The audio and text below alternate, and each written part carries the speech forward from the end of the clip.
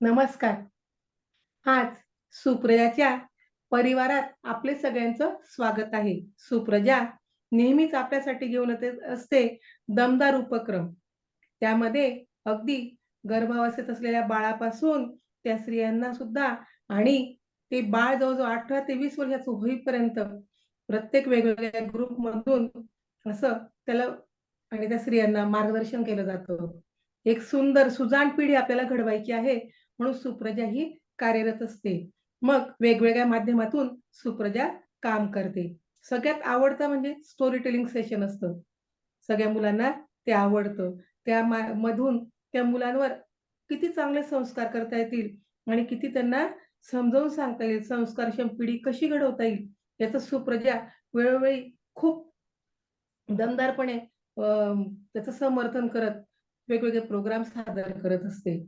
त्याच्यामध्ये संस्कारमाला, शब्दमाला, विविध उपक्रम, समर कॅम्प तसंच सगळ्यात महत्त्वाचं म्हणजे health issue, know your health हा सुप्रजाचा अतिशय उत्तम सदर आहे आणि त्या माध्यमातून आपल्या सगळ्यांचं आरोग्य सांभाळायचं काम सुप्रजा आपल्या खांद्यावर घेत असते. तसंच बघा वयाच्या प्रत्येक वळणावर आपल्याला प्रत्येक गोष्टीला अनेक गोष्टींना समस्यांना तोंड द्यावं लागतं. यात आजाराचाही संबंध असतो. जीवनाच्या एखाद्या वळणावर आजार असा दबा भरून धरून बसलेला असतो. केव्हा कोणी आपल्या कचाट्यात सापडतं आणि आपण त्याला कॅच करतो, असं त्या आजाराचं स्वरूप असतं. त्यामधले आजार म्हणजे नेहमी आता सगळीकडे जसं काही प्रत्येक जण विचारतो, "तुम्हाला शुगर आहे का? तुम्हाला डायबिटीज आहे का? तुम्हाला बीपीचा त्रास आहे का? तुम्हाला अमुक आहे का?" हे अगदी सहज नेहमी अगदी गप्पा भेटलं, की मारण्याचे वाक्य होऊन गेले, परवलीचे शब्द होऊन गेले. पण आपण मात्र सावध असलो, थोडंसं दक्ष असलो, तर आपण नक्कीच यापासून स्वतःला वाचवू शकतो. आणि असंच सुंदर उपक्रम, सुंदर कार्यक्रम हाती घेऊन येत आहेत सुप्रजा टीमच्या खंद्या पुरस्कर्त्या डॉक्टर सौ. नीतीताई कितलिया बडे. ह्या खूप सुंदर कार्यक्रम सादर करतात. त्याच्यामध्ये त्या वेगवेगळ्या गोष्टीचं खूप समजावून सांगतात. लहान मुलांपासून ते मोठ्यांपर्यंत अतिशय उत्कृष्ट मार्गदर्शन करत त्या आपल्या ज्ञानाचा सगळ्यांना लाभ करून देत असतात. तर मी नीतीताईंना आवाहन करते, की त्यांनी आपल्या सेशनला सुरुवात करावी. धन्यवाद. नमस्कार. भावनाताईंनी सांगितल्याप्रमाणेच हल्ली हा एक भेटल्यानंतर अतिशय जिव्हाळ्याचा विषय झालेला आहे की तुला डायबिटीस आहे का, तुला ब्लड प्रेशर आहे का. तर डायबिटीस हा काय आहे, जेव्हा जेव्हा आपण हल्ली आमचे सुप्रजाचे रील्स फेसबुक यूट्यूबवर खूप व्हायरल झालेले आहेत, त्याच्यामध्ये मी जेव्हा साखर गूळ यांचं नातं समजावून सांगते ना, तेव्हा कुठेतरी तो एक एक आपला असा विषय होऊन जातो की गूळ हा आपला आहे, तो सेंद्रिय आहे, त्यामुळे तो कसा वाईट आहे. ह्याच्याबद्दल मला तुम्हाला एक उदाहरण द्यायला आवडेल. मी एकदा एका फंक्शन मध्ये गेले होते आणि जी लोक मला ओळखतात त्या सगळ्यांना माहिती आहे की मी ग्लायसेमिक इंडेक्स बघितल्याशिवाय आणि विचार केल्याशिवाय कुठलीही गोष्ट तोंडात घालत नाही. तर त्या ग्रहस्थानी कुठल्या तरी अतिशय प्रथितयश देवस्थानावरनं प्रसाद आणलेला होता आणि तो प्रसाद सगळ्यांना ते वाटत होते. वाटत असताना मी त्याच्यामधला एक फक्त कण देवाचा अभेर न करण्यासाठी म्हणून एक कण घेतला आणि नमस्कार केला त्यांना. तर ते म्हणाले, "अहो, हा देवाचा प्रसाद आहे, तुम्ही काळजी करू नका, त्यांनी काय तुमची साखर वाढणार नाहीये." हे मी ऐकल्यानंतर मी म्हटलं, "प्लीज, देवाचा जरी प्रसाद असला तरी तो गोड आहे. तुम्ही ही अशी ऐकीव किंवा ही अशी माहिती लोकांपर्यंत तुम्ही सगळ्यांना देताय. इथे जवळ सगळे सिनियर सिटीझन आहेत. पुष्कळशा लोकांना डायबिटीस आहे. मग तुम्ही प्रसाद आणायच्या ऐवजी फळं आणली असती तर किंवा ती फळं देवाला अर्पण करून ती फळं सगळ्यांना दिली असती तर जास्त चांगलं झालं असतं."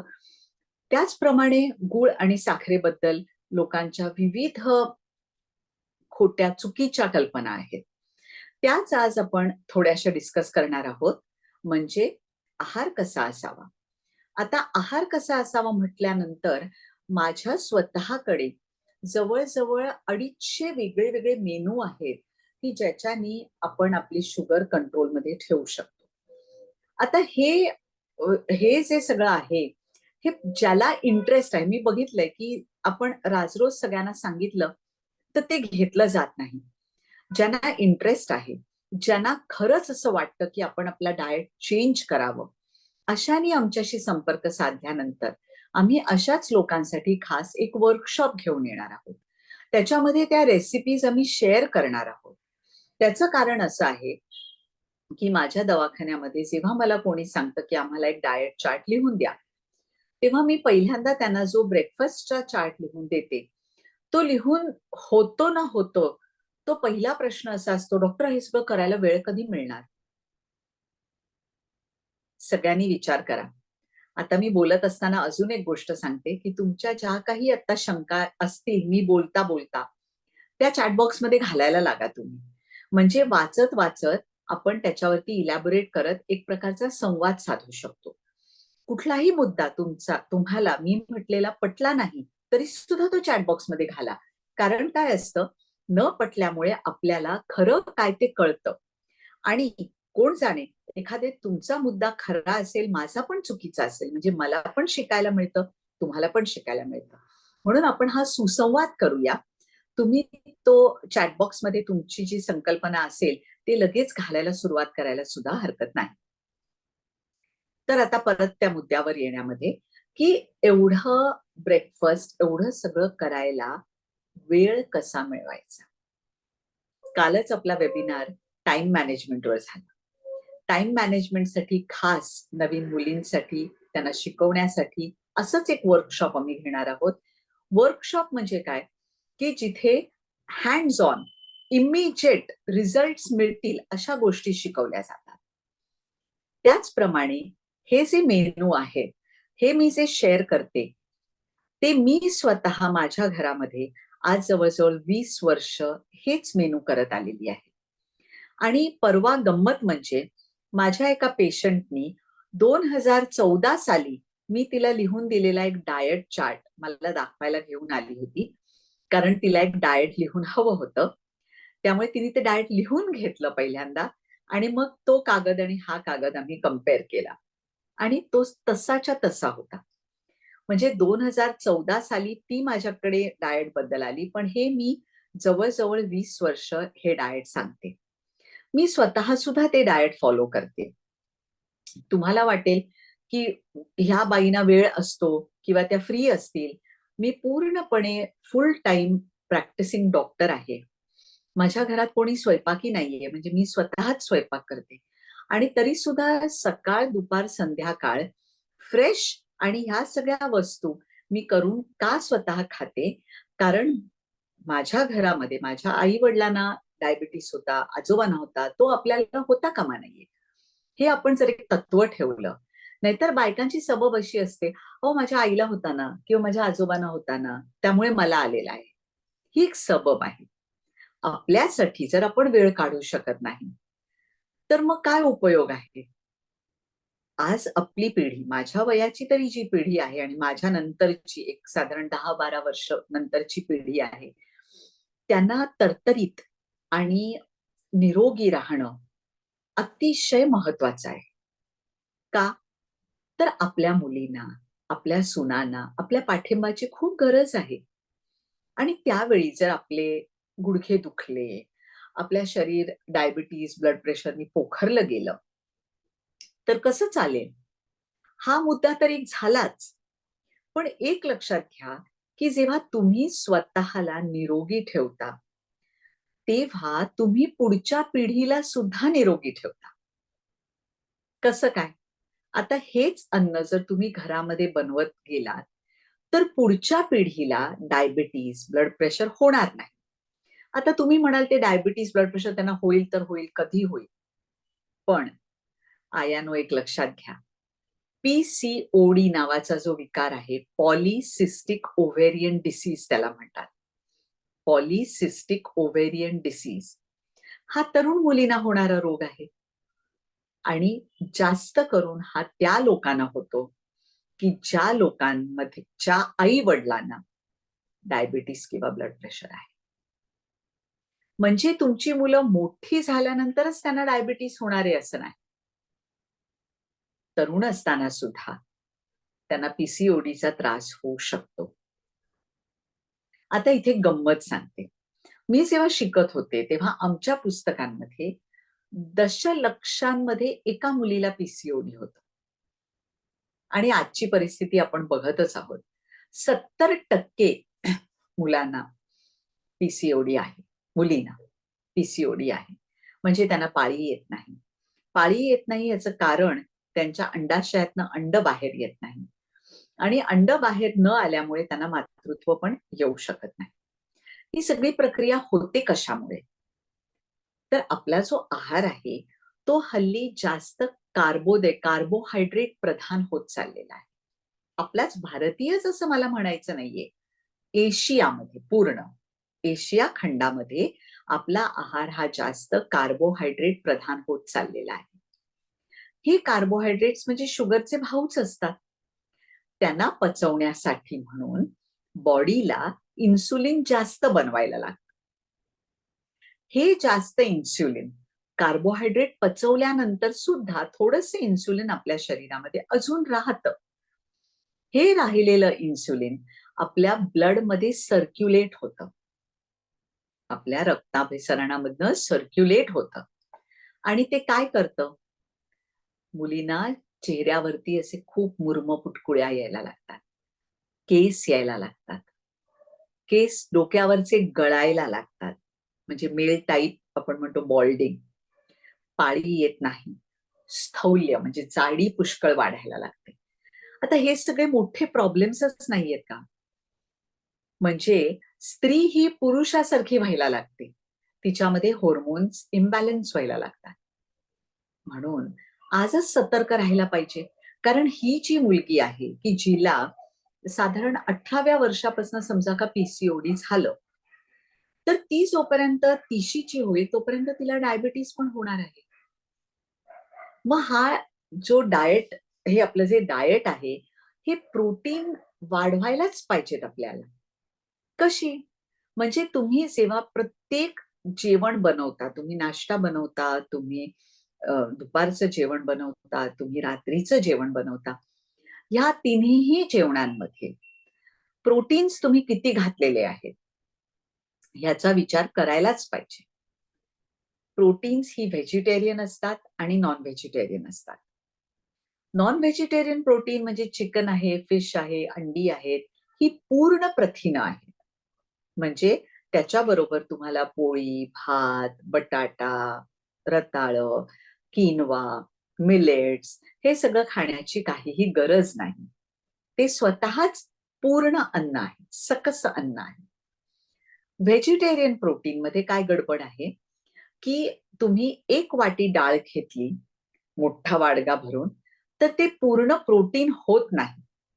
त्याच्याबरोबर तुम्हाला 1/4 भात, पोळी किंवा भाकरी किंवा मिलेट, किनवा, बकव्हीट जे काय घ्यायचे कार्बोहायड्रेट, ते 1/4 घेणं आवश्यक आहे. फक्त 1/4.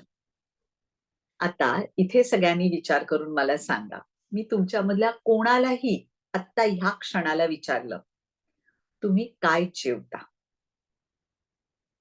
तुम्ही काय जेवता? तर पहिलं उत्तर काय येईल? डॉक्टर मी 2 पोळ्या आणि एवढा भात खाते. हो की नाही? पटलं सगळ्यांना? मनातल्या मनात तुम्ही हसत असाल. कोणी सांगतं, की किती भाजी खाल्ली, किती आमटी खाल्ली, किती कोशिंबीर खाल्ली. जेवढी पोळी त्याच्यात चौपट भाजी, आमटी आणि कोशिंबीर मिळून असायला पाहिजे. आता हे समीकरण लावा. हे समीकरण बघितल्यानंतर तुमच्या लक्षात येईल की तुमच्या आयुष्यामध्ये किती कार्बोहायड्रेट्स आहेत.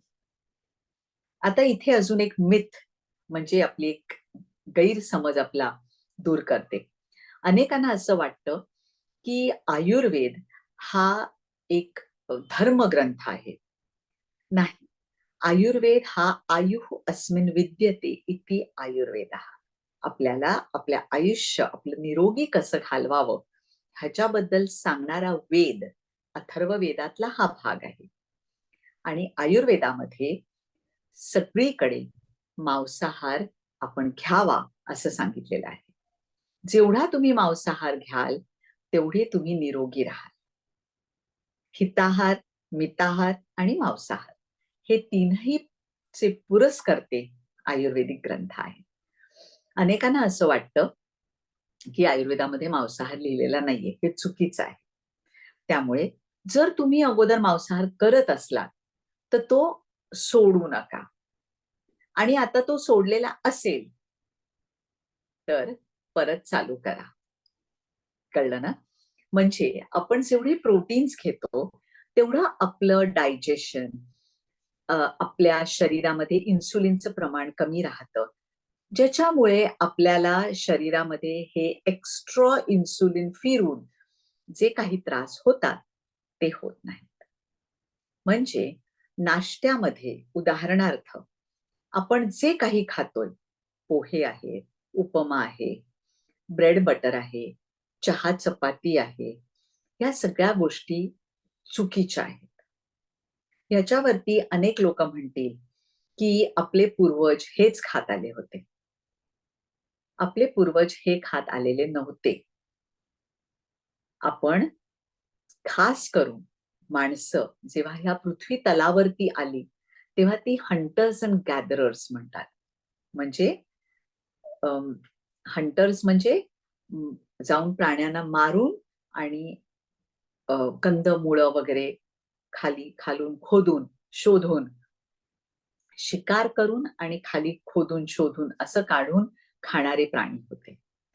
त्यामुळे आपण आपल्या आयुष्यामध्ये नंतर हे गहू, तांदूळ या सगळ्यांचा आपण त्यांना टेम केलंय. हे पहिल्यांदा वाईल्डली ग्रोईंग हर्ब्स होते, ज्यांना आपण टेम करून मग वापरायला लागलेलो आहोत. आपल्या शरीरामध्ये ते जास्त प्रमाणात गेल्याने आपल्याला अतिशय हानी होते. आणि आजचे आपले जवळजवळ सगळे विकार हे ह्याच्यामुळेच होत आहेत. आता ह्याच्याबद्दल म्हणजे आता तुम्ही किती कोणालाही विचारलं तुम्ही ब्रेकफास्टला काय खाता, तर जवळजवळ सगळीजण हेच पदार्थ सांगतात. आता हे जर आपल्याला पदार्थ बदलायचे तर थोडीशी मेहनत घ्यायलाच लागणार. त्याच्यासाठीच आपलं जे वर्कशॉप आहे, डायबिटीस आणि ओबेसिटी मध्ये डाएट आपलं कसं असावं ह्याच्याबद्दल खास रेसिपीज आणि शरीरातून साखरेचा निचरा कसा करायचा याच्याबद्दल वर्कशॉप आणि ट्रेनिंग हे आपण जानेवारी महिन्यामध्ये घेणार आहोत. तारखा अजून ठरलेल्या नाहीत, पण ग्रुपमध्ये तारीख ठरली की त्याच्या अगोदर किमान 8 दिवस तरी तुम्हाला कळवण्यात येईल. टाइम मॅनेजमेंटचं जे वर्कशॉप आहे, ज्याच्याबद्दल काल आपण वेबिनार बघितला, त्याचा सुद्धा उपयोग या डायबेटिक डाएटमध्ये किंवा आपल्या सकस आणि संतुलित आहार बनवण्यामध्ये टाइम मॅनेजमेंट अतिशय महत्वाचा आहे. त्याचा सुद्धा भाग आपण ह्याच्यामध्ये थोडा बहुत घेणार आहोत. खास वेगळ्या वेगळ्या रेसिपीज, त्याला शॉर्टकट्स, त्या कशा पटापट करायच्या याच्याबद्दल माहिती ह्या वर्कशॉपमध्ये दिली जाणार आहे. आता आपण जाणून घेतलं की 1:4, पण 1:4 मध्ये सुद्धा काय काय करू शकतो ते आपण त्या वर्कशॉपमध्ये बघणार आहोत. त्याचबरोबर आता एक तुम्हाला गंमत सांगते. आपण जी साखर खातो ती साखर नुसती म्हणजे आपण घातला गूळ किंवा घातली साखर आपल्या आहारामध्ये, आपल्या भाजीत, आमटीत, चहा, कॉफीमध्ये, तीच साखर असते असं नाही. अनेक इतर पदार्थ सुद्धा साखर असतात. हे पदार्थ खाल्ल्याने आपल्या शरीरामध्ये जास्त प्रमाणामध्ये साखर बनते आणि ती कुठे कुठे जाऊन पार्क केली जाते. ती पार्क चुकीच्या जागी झाली तर त्याचा आपल्या शरीराला काहीही उपयोग होत नाही. ती पार्क अशा ठिकाणी करावी की जिथे आपल्याला ती लगेच मिळेल. म्हणजे उदाहरणार्थ ज्यांची बुद्धीची कामं असतात, फॉर एक्झाम्पल शिक्षिका असतात, दिवसभर उभ्या राहून मुलांशी सारखं सारखं बडबडणं, त्यामुळे त्यांना साधारण 4 ते 5च्या मध्ये अतिशय दमल्यासारखं होतं. मेंदू त्यांचा प्रचंड दमतो आणि त्यामुळे त्यांना साखर किंवा ज्याचं साखरेमध्ये रूपांतर होईल अशा पदार्थांची गरज लागते. पण ती कधी? की जर का त्यांच्या शरीराने साखर अशा ठिकाणी ठेवलेली आहे की जी त्यांना लगेच मिळेल. म्हणजे आपल्या जर लिव्हरमध्ये तुम्ही साखर खूप स्टोअर करून ठेवलेली असेल तर ती सुद्धा आपल्याला लगेच मिळेल. पण होतंय असं की लिव्हर तुंबून जाते. लिव्हर तुंबून गेल्यानंतर मसल्समध्ये साखर जाते.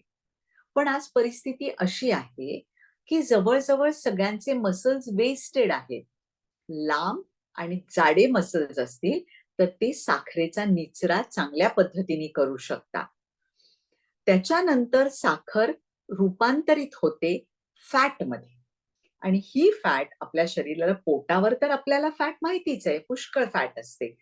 पण कुठे कुठे आपल्या शरीरात फॅट असते तुमचा विश्वास बसणार नाही. पाठीमध्ये असते. आता अनेक बायकांना ब्लाऊज अतिशय रुतून आणि टाईट होतो कारण तिथे आतमध्ये फॅट आहे.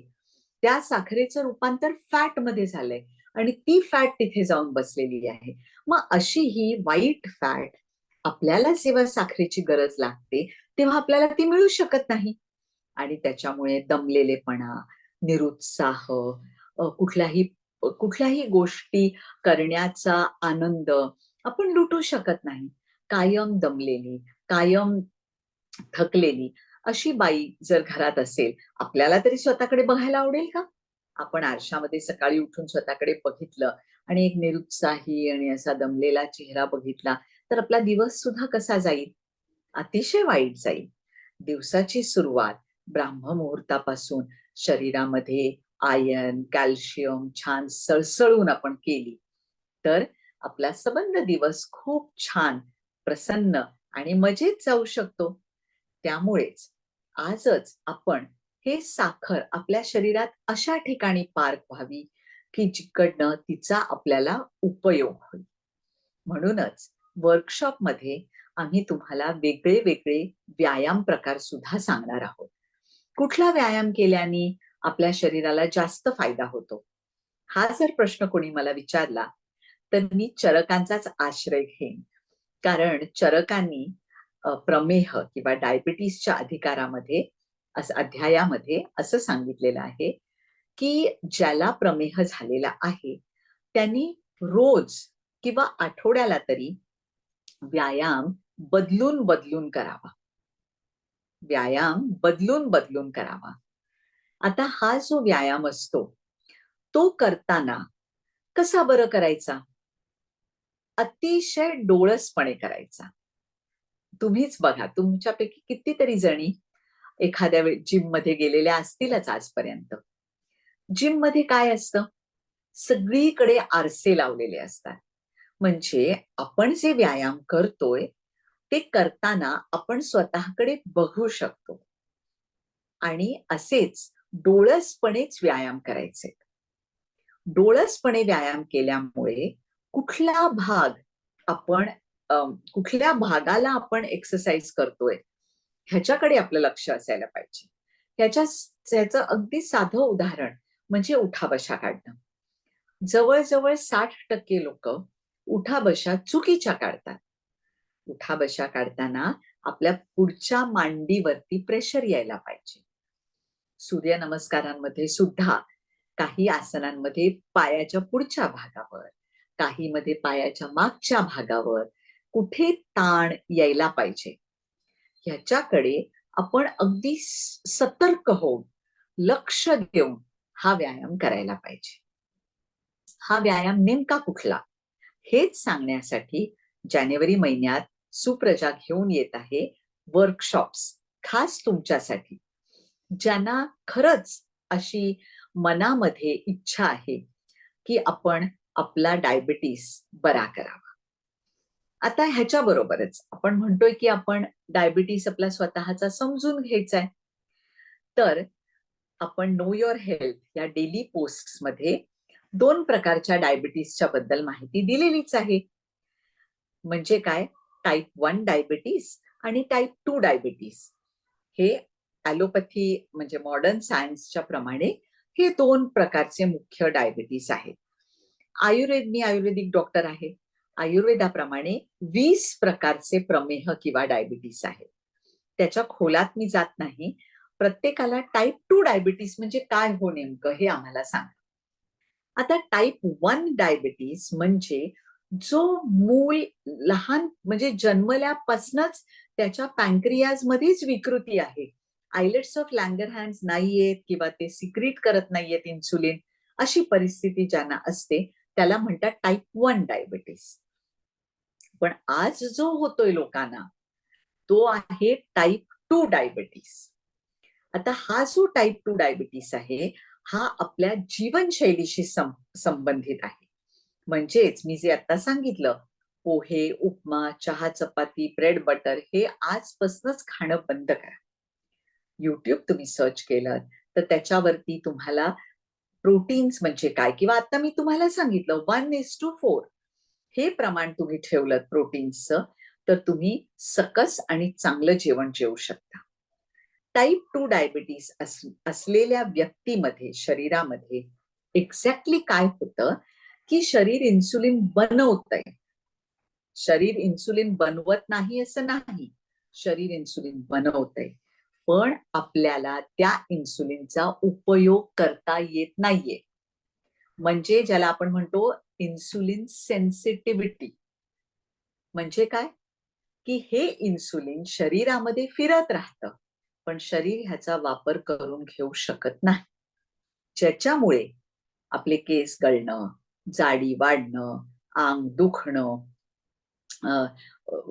हे सगळे प्रकार ज्याला मी म्हटलं हायपर इन्सुलिन एमिया म्हणजे रक्तामध्ये इन्सुलिन खूप आहे पण शरीर त्याचा उपयोग करून घेऊ शकत नाही. ज्याला आपण बघा आता कधीतरी तुमच्या घरामध्ये कोणी आजारी पडलं असेल तर काही काही अँटीबायोटिक्स आपल्या शरीरात काम करू शकत नाही. तसंच आहे हे इन्सुलिनचं. इन्सुलिन शरीरात नाही असं नाही, इन्सुलिन आहे पण त्याचा शरीर वापर करून घेऊ शकत नाही. आलं लक्षात? हे जे जास्त इन्सुलिन आहे तेच तापदायक आहे. मग करायचं काय की आपल्या शरीरामध्ये तुम्हाला सगळ्यांना माहितीये की आपल्या शरीरामध्ये नर्व्स आहेत. त्याच्यामधली जी राणी सगळ्यात त्याला व्हेगस नर्व म्हणतात, VAGUS व्हेगस नर्व. ही नर्व आपलं पोट भरलेलं आहे का पोट रिकामं आहे ह्याच्या संवेदना मेंदूपर्यंत घेऊन जात असते. त्याचप्रमाणे आपल्या आहारामध्ये आता प्रथिनं वाढलेली आहेत, कार्बोहायड्रेट्स कमी झालेले आहेत, ह्या सगळ्या गोष्टी आहेत ना, ह्याचे निरोप मेंदूपर्यंत पोचणं आवश्यक आहे. ते व्हेगस नर्व पोचवते. मेंदूपर्यंत हे सगळे निरोप गेले की होतं काय की आता हे प्रोटीन खातायत, आता कार्बोहायड्रेट खातायत बरं का. मग मेंदू पॅन्क्रियाजला निरोप पाठवतं की आता तू ना एवढं इन्सुलिन बनवू नकोस, तुझ्या एवढ्या इन्सुलिनची गरज नाही. म्हणजे आपण चांगले प्रोटीन आणि चांगल्या फॅट्स खाल्ल्या तर त्याची आपल्या शरीराला गरजच असते. इनफॅक्ट आपलं जे मेंदू आहे ज्याला आता अनेक जे नॉनव्हेज खातात ती जे भेजा खात असतील तर तुमच्या लक्षात येत असेल की तो फॅटच आहे पूर्ण. आपला मेंदू हा पूर्णपणे फॅट आहे म्हणजे पण तो वॉन्टेड फॅट आहे ना, चांगली फॅट आहे. कोणाला कोलेस्ट्रॉल आवडेल का घ्यायला? त्यामुळे आज तुम्ही जेव्हा बाजारात जाल तेव्हा प्रत्येक गोष्टीमध्ये काय काय आहे, किती प्रोटीन्स आहेत, साखर किती घातलेली आहे, ह्या सगळ्या गोष्टींचा नीट विचार करा. आता एक महत्वाची गोष्ट मला सांगायची की आपलं प्रत्येक आपल्या आरोग्याचं ची सुरुवात पहिल्यापासून आपल्या तोंडापासून होते. आपल्या दातांपासून, आपल्या जिभेपासून, तोंडापासून आपल्या कशाची आरोग्याची सुरुवात होते. त्यामुळे मुख्य गोष्ट अशी की आपण खाताना प्रत्येक अन्न नीट चावून चावून खावं. त्याचबरोबर आपलं ओरल हेल्थ, आपल्या दातांची स्थिती कशी आहे ह्या गोष्टींकडे आपण लक्ष देणं अतिशय महत्वाचं आहे. त्यामुळेच आपल्याला अन्न नीट पचायला लागतं. म्हणून जर का तुमचे दात किडलेले असतील, पडलेले असतील तर एखाद्या तज्ञ डेंटिस्टकडे, दंतशास्त्र विशारदाकडे जाऊन तुम्ही त्याच्यावरती ट्रीटमेंट घेणं अतिशय महत्वाचं आहे. कारण सुरुवात आपली खाण्याची, पिण्याची सगळी सुरुवात तोंडापासूनच होते. त्यामुळे तोंड आपलं निरोगी असणं आणि मग आपण जे काही खाऊ ते सगळं छानपैकी आपल्याला पचायला लागेल. इथपासूनच मेंदूला मेसेजेस जायला लागतात. तुम्ही पहिला घास तोंडात टाकता तेव्हापासून व्हेगस नर्व्ह ऍक्टिव्ह होते आणि ती सगळीकडे निरोप पोचवायला लागते. इन्सुलिन पाहिजे का, बाईल पाहिजे का, काय पाहिजे, हे सगळं आपल्याला त्याच्यातच कळतं. आता जसं मी म्हटलं, बाजारात तुम्ही जाता तेव्हा कुठल्या पदार्थामध्ये काय आहे हे तुम्ही नीट तपासून जर घेतलं तर काय होतं की आता ब्रेड आहे. अनेक ठिकाणी ब्रेड हा गोड असतो आणि हा गोड ब्रेड असल्यामुळे त्याच्यामधनं आपल्या शरीराची साखर वाढते. दुसरं ओरल हेल्थ बद्दलची एक माहिती की अनेक लोक गुटखा किंवा तंबाखू किंवा असे इरिटेटिंग पदार्थ खातात.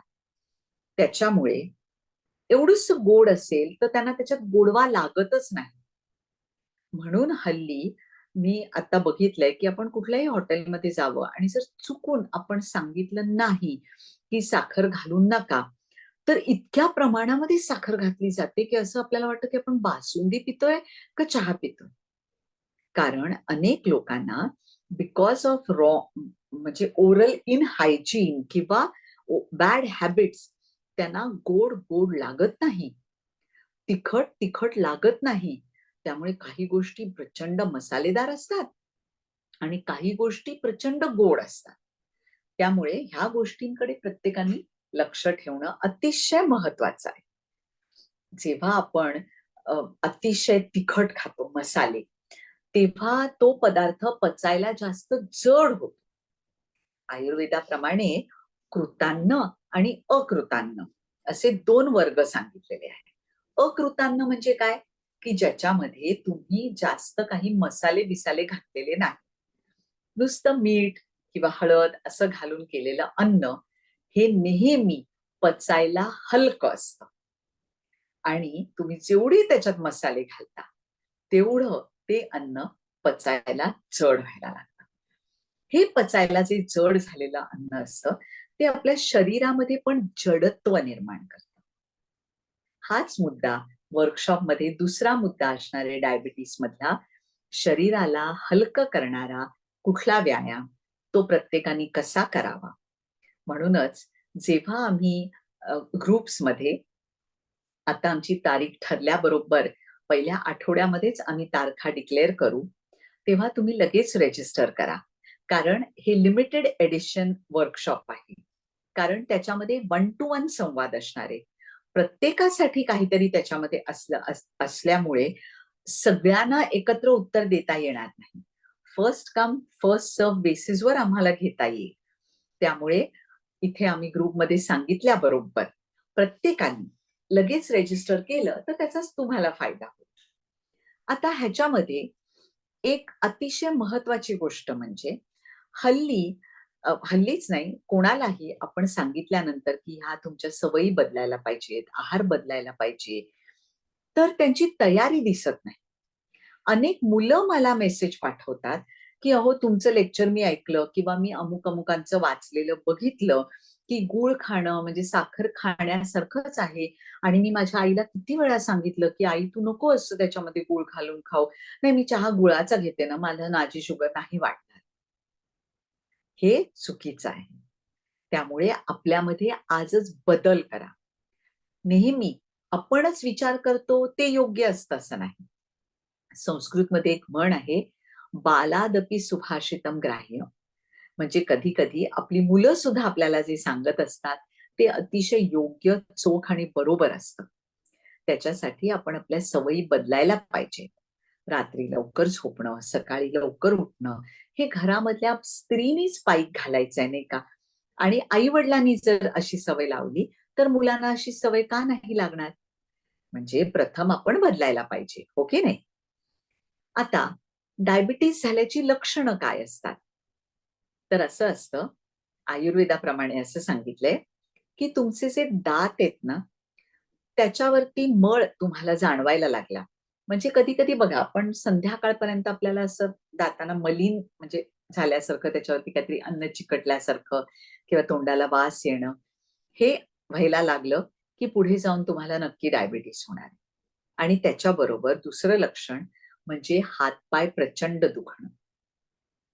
म्हणजे दंतादीनां मलाढ्यत्वम प्रागरूपम पाणीपादयोः, म्हणजे दात मलिन होणं आणि पाय प्रचंड दुखणं ही डायबिटीस होण्याची पूर्व लक्षणं आहेत.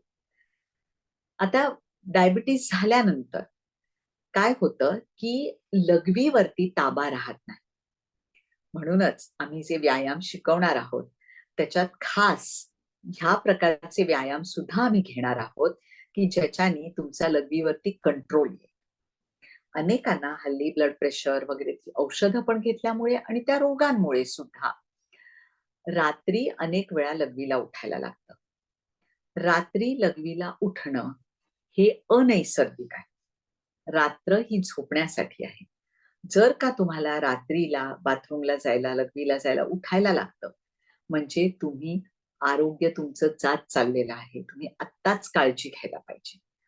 त्याच्यासाठी खास व्यायाम तर आहेतच, पण व्यायाम केल्याने शरीरातनं पाण्याचा निचरा चांगला होतो. डायबिटीस हा पाणी न पचल्यामुळे झालेला रोग आहे. जसं एखाद्याला आपण म्हणतो की आज मला लूज मोशन्स होत आहेत किंवा आज मला उलटी होते, बरोबर आहे? ते कशामुळे आहे? अन्न न पचल्यामुळे. त्याचप्रमाणे आपल्या शरीरात द्रव पण पचायला पाहिजे आणि द्रव न पचल्यामुळे होणारा जो आजार आहे त्यालाच आम्ही प्रमेह, प्रकर्षेण आविल मूत्रता, आयुर्वेदाप्रमाणे प्रकर्षेण आविल मूत्रता म्हणजे जास्त प्रमाणात आणि विकृत लघवीला होणं म्हणजे प्रमेह, असं आयुर्वेदाप्रमाणे सांगितलेलं आहे. तर इथे आपण एक छोटासा विराम घेऊन काही प्रश्न घेऊया आणि तत्पूर्वी मला परत सगळ्यांना रिमाइंड करायला आवडेल की जानेवारी महिन्यामध्ये ग्रुप्समध्ये टाइम मॅनेजमेंट याच्याबद्दल वर्कशॉपची माहिती आणि डायबिटीस रिव्हर्सल याच्याबद्दल माहिती दिली जाईल. ही 2 वर्कशॉपची सत्र असणार आहेत. डायबिटीसचे 2 सत्रांचं वर्कशॉप आणि टाइम मॅनेजमेंटची 2 अशी 2 सत्र असणार, म्हणजे प्रायमरी आणि ऍडव्हान्स्ड. तर ऍडव्हान्सचा आपण विचार करत नाही, कारण जी प्रायमरीमध्ये जातील तीच मुलं तर सेकंडरीमध्ये जातील, नाही का? त्यामुळे पहिल्यांदा प्रायमरी जे वर्कशॉप असणार आहे त्याच्यामध्ये टाइम मॅनेजमेंटचे 2 सत्र असतील आणि डायबिटीसची 2 सत्र असतील. तर ग्रुपमध्ये तुम्ही सतर्क राहा आणि माहिती आल्याबरोबर रजिस्टर करा. आता आपण प्रश्न घेऊया. मला वाटतं भावनाताई चॅट बॉक्स मधनं वाचून दाखवतील. भावनाताई? आपले कोणाचे प्रश्न असल्यास चॅट बॉक्स मध्ये टाकावे. आणि नाहीतर हँड रेस केलं की अनम्यूट पण करशील ना? प्रश्न आला आहे की कन्सिस्टन्सी राहत नाही डाएटची. थोडे दिवसच फॉलो होतं तर काय करावं? हा, तर आताच जसं मी सांगितलं की ह्या गोष्टी अतिशय महत्वाच्या आहेत. तुम्ही स्वतःला हे विचारायला पाहिजे की मी हे सगळं डाएट करते ते मी कशासाठी करते? स्वतःसाठी करते. आणि मी निरोगी राहिले तर माझ्या घरात माझं कुटुंब पण निरोगी राहील. तर कन्सिस्टन्सी म्हणजे आता तुम्ही विचार करा, हाईट ऑफ कन्सिस्टन्सी की मी आज 20 वर्ष हेच सगळे प्रकार माझ्या घरात करते. म्हणजे डुएबल आहे. मला काय पंख आहेत का? का मी काय असं काही वेगळं सुपर वुमन आहे का? तुमच्यासारखीच बाई आहे. पण निश्चय केलेला आहे की करणार म्हणजे करणार आणि हेच पदार्थ करणार. आणि त्याचा आता इफेक्ट असा झालेला आहे की माझा मुलगा लहान असल्यापासून त्याला पण त्या खाण्याची सवय लागलेली आहे. त्यामुळे आता तो तिथे अमेरिकेला एकटा असला तरी तो स्वतः हे सगळे पदार्थ करून हेच खातो. कारण त्याला माहितीये की ह्याच्यातनच तो एकदम निरोगी राहू शकणार आहे. त्यामुळे जर आपल्याला माहिती असेल की हे केल्याने मला काही झालं तरी कुठलाही रोग होणार नाहीये, तर मग का आपला निश्चय नाही राहणार? त्यामुळे वारंवार स्वतःला सांगा, मी हे करणार म्हणजे करणार म्हणजे करणारच.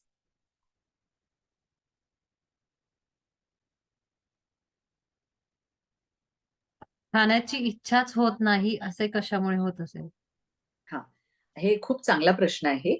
मी आता जसं सांगितलं, liver, sugar gets converted to fats, म्हणजे शुगरचं पूर्ण रूपांतर फॅटमध्ये होतं आणि हे लिव्हरवरती असं साठतं.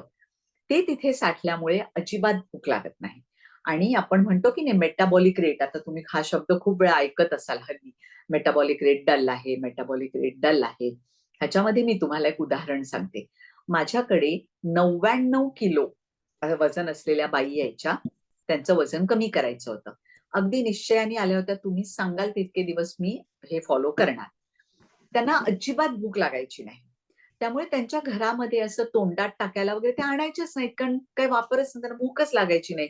कधीतरी आपलं म्हणे एवढं कमी खाऊन माझं एवढं वजन कसं वाढतं. पण त्या कमी खाताना चुकीच्या गोष्टी खात होत्या. बटाटे खात होत्या, बटाटे वडे खात होत्या, साखर खात होत्या. ते सगळं मी बंद करून त्यांना मी सांगितलं तसं माझ्या त्या doctor Niyati's high protein diet for diabetic reversal त्याच्यावरती मी त्यांना घातलं. घातल्यानंतर गंमत अशी झाली, 93 किलो त्यांचं वजन 2 आठवड्यात 99 पासून 93 किलोवरती त्यांचं वजन आलं 2 आठवड्यामध्ये, विच इज व्हेरी गुड. आणि त्या दिवशी अशी गंमत झाली की त्यांना इतकी सपाटून भूक लागली आणि घरामध्ये काय करायला त्यांच्याकडे काही नव्हतं. पटापट कणिक भिजवली, 2 पोळ्या लाटल्या. मग लक्षात आलं 1:4 भाजी करायची आपण जास्त, म्हणून मग भाजी जास्त केली आणि 1:4 ठेवून भाजी पोळी खाल्ली. आणि मला पहिला खाऊन झाल्यानंतर फोन केला की आज मला इतका आनंद झाला की मला भूक लागून मी जेवले. त्यामुळे लिव्हरवरचं फॅट काढायचं असेल तर व्यायामाबरोबर तुम्हाला हाय प्रोटीन डाएट घ्यायलाच पाहिजे. प्रश्न आला की त्यांचे वय 72 आहे, त्यांना डायबिटीस आहे. तर बरं. त्यांनी विचारले, रोज मी अर्धा तास चालले तर चालेल का? हो, आता तुमच्या वयामध्ये तुम्हाला अर्धा तास चालणं इज क्वाईट इनफ. त्याच्याबरोबरच तुम्ही थोडी हलकी योगासनं करत जा.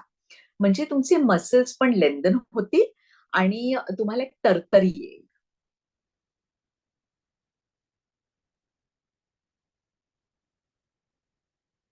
फक्त वॉकिंगने डायबिटीस डिक्रीज होते का? नाही, वॉकिंग ही फक्त एक ऍक्टिव्हिटी आहे. शरीर ऍक्टिव्ह राहायला पाहिजे. पण मी जसं सांगितलं, आपल्या शरीरामध्ये साखरेचे जे पार्किंग लॉट्स आहेत, ते पार्किंग लॉट्स म्हणजे आपले मसल्स आहेत, ते डेव्हलप करण्यासाठी व्यायाम करायलाच पाहिजे.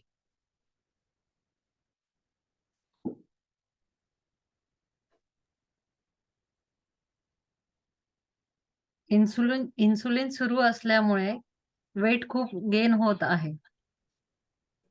ज्यांनी आता वॉकिंगचं विचारलं त्यांचंच आहे. इन्सुलिनमुळे वेट गेन होत नाहीये. इन्सुलिन सेन्सिटिव्हिटीमुळे वेट गेन होत आहे. इन्सुलिनचा वापर तुमचं शरीर करू शकत नाहीये. म्हणून तुमचं जे काही तुम्ही जेवताय it's getting converted into fats and not into proteins. त्याच्यामुळेच तुम्ही, मला वाटतं तुम्ही एक आयडियल कॅन्डिडेट आहात. तुम्ही वर्कशॉपची माहिती आल्याबरोबर तुम्ही जॉईन करा. तुमच्याकडे तुम्ही जर कुठल्याही ग्रुपमध्ये नसलात तर चॅटबॉक्समध्ये तुमचा नंबर घाला. अश्विनी मॅडम तुम्हाला कुठल्या तरी ग्रुपमध्ये घालतील. माझा नंबर असेल तर माझ्याकडे मेसेज करा. आम्ही तुम्हाला नो युअर हेल्थ या ग्रुपमध्ये घालू, म्हणजे तुम्हाला लगेच माहिती मिळेल आणि तुम्ही आपला डायबिटीस नक्की रिव्हर्स करू शकता, कारण तुमच्या शरीरामध्ये इन्सुलिनचा काही एक उपयोग होत नाहीये.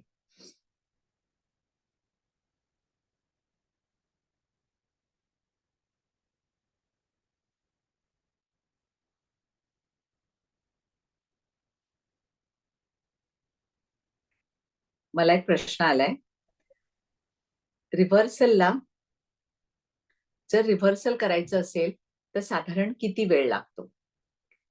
ते प्रत्येकावरती अवलंबून आहे. एक तर तुमची शुगर किती वर्षांपासून आहे, तुमची चिकाटी किती आहे, तयारी किती आहे. नुसता व्यायाम करण्याची नाही, आपल्या आपल्या दैनंदिन डाएटमध्ये फरक करण्याची आणि लाईफ लॉंग आपलं हे लाईफस्टाईल चेंज चालू ठेवण्याची चिकाटी, ही जर तुमच्यामध्ये असेल तर काय होईल, आता समजा तुमचं वय 60 आहे आणि तुम्हाला डायबिटीस आहे. अजून तुमच्याकडे आयुष्य हल्ली लाईफ एक्सपेक्टन्सी खूप हाय आहे. म्हणजे तुम्ही 80 वर्षापर्यंत अवश्य जगाल. पण 80व्या वर्षी जर का तुम्हाला डायलिसिस करत राहायला लागलं किंवा पायाचं एखादं बोट कापायला लागलं किंवा पायाची अँजिओग्राफी अँजिओप्लास्टी करायला लागली, तर क्वालिटी ऑफ लाईफ काय असणार आहे? आपण कशाकडे बघतोय? Good quality of life. नुसतं निरोगी नव्हे, क्वालिटी आपली जर चांगली असेल तर आपण जे काही इच्छा करू ते आपण इझिली प्राप्त करू शकू, नाही का?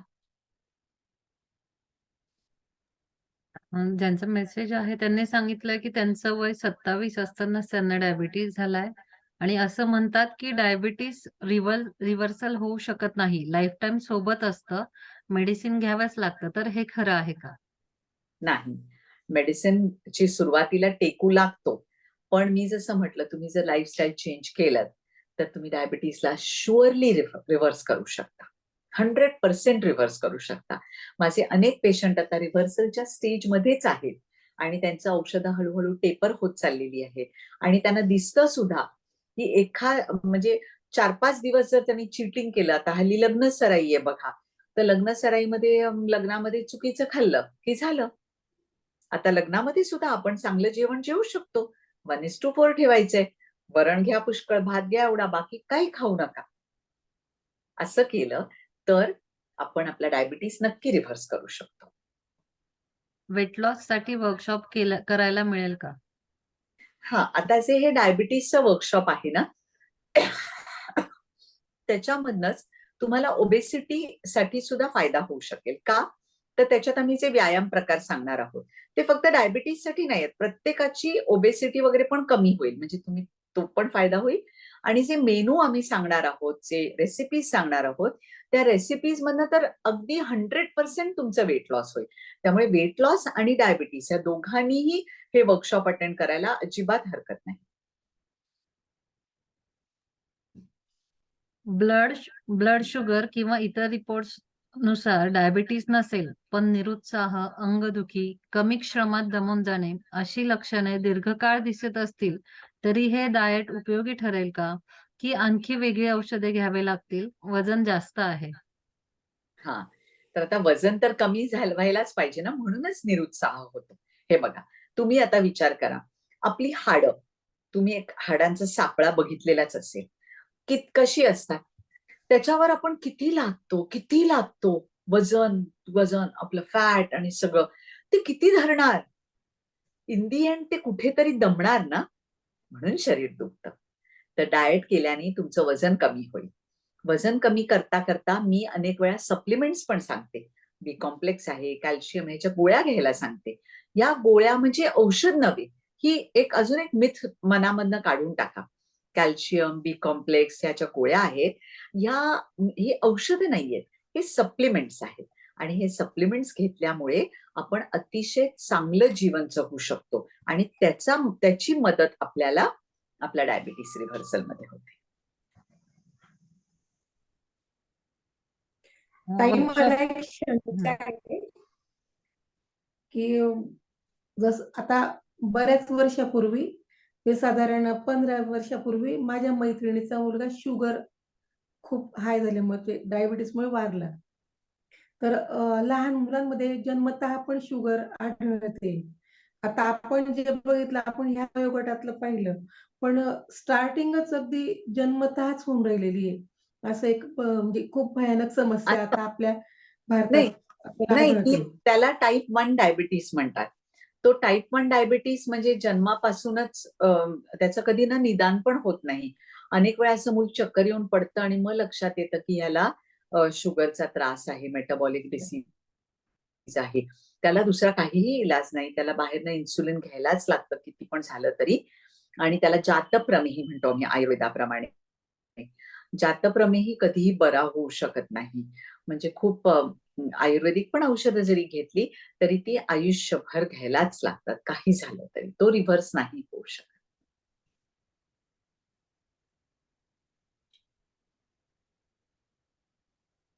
ज्यांना ज्यांना ग्रुप जॉईन करायची इच्छा आहे, पण तुम्ही ग्रुपमध्ये मेंबर नाहीत, त्यांनी आपले नंबर चॅट बॉक्समध्ये घालावे. आम्ही तुम्हाला ग्रुपमध्ये घालून घेऊ.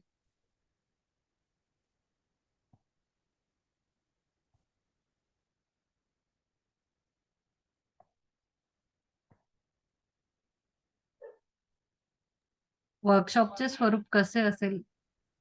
आणि त्याला फीज असेल का? हो. वर्कशॉप मला वाटतं वर्कशॉपची माहिती आपण ग्रुपमध्ये तर देणारच आहोत, पण वर्कशॉप 2 दिवसांचं असेल. अश्विनी, मी जर म्हणजे मध्ये काही राहिलं तर प्लीज इंटरप्ट करून तू सांगू हो. शकते. तर 2 दिवसांचं वर्कशॉप डायबिटीसचं असणार आहे. त्याच्यामध्ये एकतर आपल्या पहिल्या दिवशी व्यायाम प्रकार कुठले, का, कसे त्याच्याबद्दल पूर्ण माहिती, त्याच्याबद्दलचे व्हिडिओ शेअर केले जातील आणि दुसऱ्या दिवशी वेगळ्या-वेगळ्या रेसिपीज की ज्याच्याने तुम्ही तुमचा डायबिटीस रिव्हर्स करू शकता. हे एक पेड वर्कशॉप असणार आहे. त्याचे चार्जेस दोन्ही वर्कशॉप मिळून कन्साइज असे सांगितले जातील आणि ते ग्रुपमध्ये ॲडव्हर्टाइज केले जातील.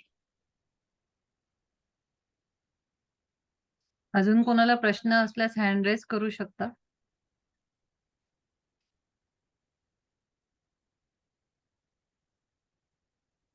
किंवा आपले प्रश्न चॅट बॉक्समध्ये टाकावे. ताई आपल्या आयुर्वेदामध्ये कृश आणि स्थूल वेगवेगळे प्रमेही सांगितलेत, तर मग आपलं प्रोटीन डाएट मग दोन्ही प्रमेहींना उपयोगी आहे. उपयोगी पडतं. हो, दोन्ही प्रमेहींना स्थूल असो किंवा कृश असो, प्रमेही जो आहे तो वातज प्रमेही आहे. तो आपण म्हणतो ज्याला याप्य, म्हणजे जोपर्यंत औषधं चालू असतात तोपर्यंत किंवा डाएट चालू असेल तोपर्यंतच तो निरोगी असतो. म्हणजे त्याची रिव्हर्सल एक लिमिट पर्यंत असते. पण प्रोटीन्स घेणं हे अतिशय महत्वाचं आहे.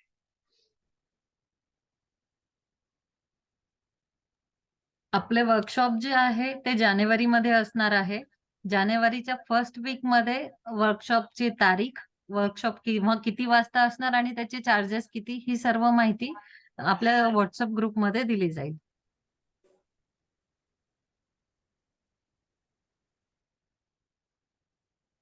Hello madam.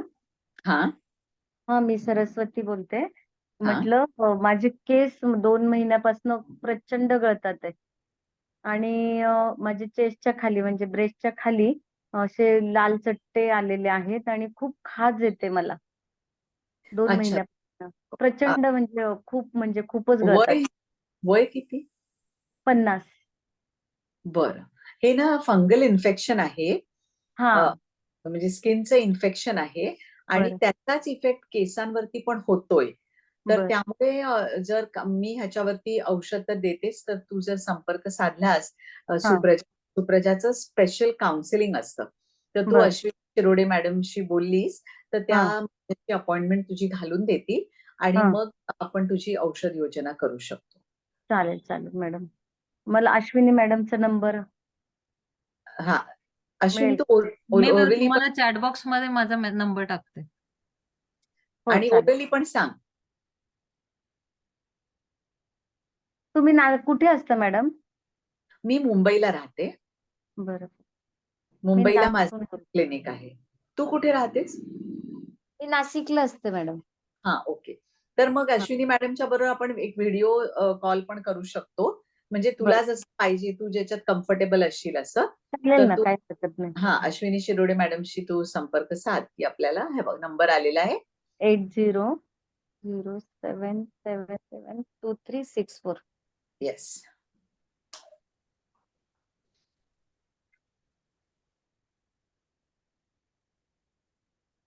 आहारचं वगैरे पण सांगणार का मग मॅडम तुम्ही तेव्हा? हा, त्याच्यामध्ये जे स्किनच्या साठी डाएट असेल ते सगळं मी समजावून सांगेन. बरं, चालेल. आता जसं ह्या मॅडमनी, सरस्वती मॅडमनी विचारलं तसं आपल्या सुप्रजामध्ये पर्सनल काउन्सिलिंगची सुद्धा व्यवस्था असते. की अनेक वेळा ग्रुप्समध्ये विचारून सुद्धा आपलं समाधान होत नाही. आपल्याला काहीतरी असा आजार आहे की ज्याच्याबद्दल खूप आपण इलाज केलेला आहे, पण त्याच्यावरती काही गुण आलेला नाही किंवा इतर काही मातृत्वासंदर्भात प्रश्न, मुलांना कसं वाढवायचं, मुलांची मानसिकता, त्यांना फोनपासनं कसं लांब ठेवायचं, त्यांना कुठल्या स्पोर्ट्समध्ये घालावं किंवा काही मुलं अजिबातच रिस्पॉन्ड करत नाहीत किंवा वेगळ्या-वेगळ्या प्रकारच्या ॲक्टिव्हिटीज कुठल्या कराव्या, असे पालकांना पुष्कळ प्रश्न पडतात. याच्यासाठी सुप्रजानी खास पर्सनल काउन्सिलिंगची सुद्धा व्यवस्था केलेली आहे, की ज्याच्यामध्ये तुम्ही अश्विनी मॅडमचा आता नंबर फ्लॅश झाला, तो तुम्ही चॅट बॉक्समधनं घेऊ शकता, त्यांच्याशी संपर्क साधू शकता आणि तज्ञांशी त्या अपॉइंटमेंट फिक्स करून देतात.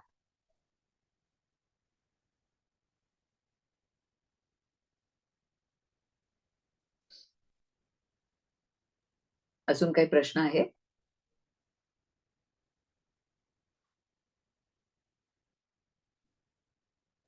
चॅटबॉक्स मध्ये आलाय, एक मिनिट. हं. माझ्या तळपायांची रोज रात्री आग होते आणि पाय गरम पडतात. डायबिटीस असेलच ह्यांना, कारण तळपायांची आग होणं म्हणजे डायबिटीस मध्ये होते. त्याचं कारण नर्व्हज असतात ना आपल्या नसा, त्या बधीर व्हायला लागतात डायबिटीसमुळे. त्यामुळे पहिल्यांदा दुखतात पाय, नंतर जळजळतात आणि त्याच्यानंतर पूर्णपणे संवेदना नाहीशी होते. म्हणून डायबिटीसच्या पेशंटना आम्ही चांगले कव्हर्ड बूट घालून जायला सांगतो.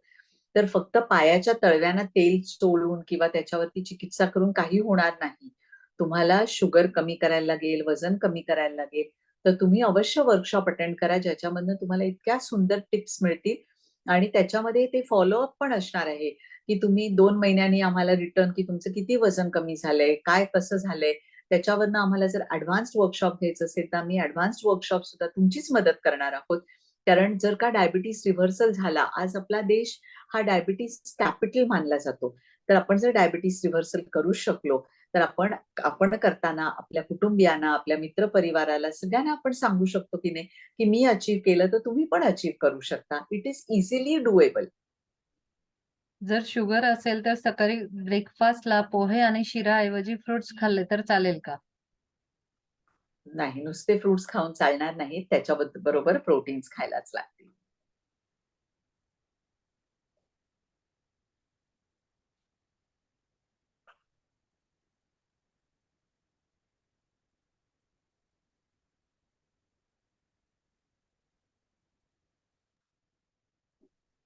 वेळ झाली का? तर धन्यवाद नितीन.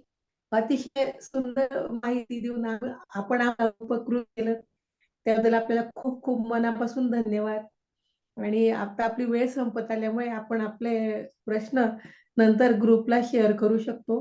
तसंच यापुढचे जे आहेत आपले जे प्रोग्राम्स त्याचं आम्ही लवकरच ग्रुपमध्ये माहिती देऊ. देऊ.